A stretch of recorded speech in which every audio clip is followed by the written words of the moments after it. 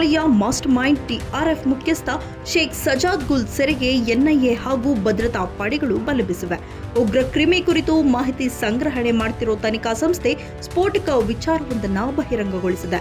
ನರರಾಕ್ಷಸ TRF ಮುಖ್ಯಸ್ಥ ಶೇಖ್ ಸಜಾದ್ ಗುಲ್ ರಾಜಧಾನಿ ಬೆಂಗಳೂರು ಜೊತೆ ನಿಕಟ ಸಂಪರ್ಕ ಹೊಂದಿರುವ ಬಗ್ಗೆ ಮಾಹಿತಿ ಸಿಕ್ಕಿದ್ದು, ಈತ 2002ರಲ್ಲಿ ಇಲ್ಲಿಯೇ ಎಂಬಿಎ ಪದವಿ ಕೂಡ ಪಡೆದ ಬಗ್ಗೆ ಮಾಹಿತಿ ಲಭ್ಯವಾಗಿದೆ. ಅಲ್ಲದೆ ಬೆಂಗಳೂರಿನ ಹಲವೆಡೆ ಈತನಿಗೆ ಸ್ನೇಹಿತರು ಇದ್ದರು ಎಂಬ ಆತಂಕಕಾರಿ ವಿಚಾರ ಬೆಳಕಿಗೆ ಬಂದಿದೆ. ಬೆಂಗಳೂರಿನಲ್ಲಿ ಎಂಬಿಎ ಪೂರ್ಣಗೊಳಿಸಿದ ನಂತರ ಕೇರಳದಲ್ಲಿ ಲ್ಯಾಬ್ ಟೆಕ್ನಿಷಿಯನ್ ಕೋರ್ಸ್ ಸೇರಿದ್ದನು. ಕಾಶ್ಮೀರಕ್ಕೆ ಮರಳಿದ ಈತ ಅಲ್ಲಿ ಡಯಾಗ್ನೋಸ್ಟಿಕ್ ಲ್ಯಾಬ್ ತೆರೆದು ಜೀವನವನ್ನ ನಡೆಸಿದ್ದನು. ಇದರ ಜೊತೆಯಲ್ಲೇ ಭಯೋತ್ಪಾದಕ ಸಂಘಟನೆಗಳಿಗೆ ಸರಕುಗಳನ್ನು ಸಾಗಿಸುವ ಕೆಲಸವನ್ನು ಮಾಡುತ್ತಿದ್ದನು ಎನ್ನಲಾಗಿದೆ. ಅಲ್ಲಿಂದ ಲಷ್ಕರ್ ಎ ತೊಯ್ಬಾ ಮೂಲಕ ಪಾಕಿಸ್ತಾನದ ಐಎಸ್ಐಗೆ ಕೆಲಸ ಮಾಡಲಾರಂಭಿಸಿದ ಎನ್ನಲಾಗಿದೆ. ಪಾಕಿಸ್ತಾನದ ರಾವಲ್ಪಿಂಡಿಯಲ್ಲಿರುವ ಕಂಟೋನ್ಮೆಂಟ್ ಪ್ರದೇಶದಲ್ಲಿ ನೆಲೆಸಿರುವ ಈತ ಲಷ್ಕರ್ ಎ ತೊಯ್ಬಾ ಸಂಘಟನೆಯ ಸದಸ್ಯನಾಗಿದ್ದಾನೆ. ಹಲವು ಭಯೋತ್ಪಾದಕ ದಾಳಿಗಳ ಯೋಜನೆಗಳನ್ನು ಈತನೇ ರೂಪಿಸಿದ್ದಾನೆ.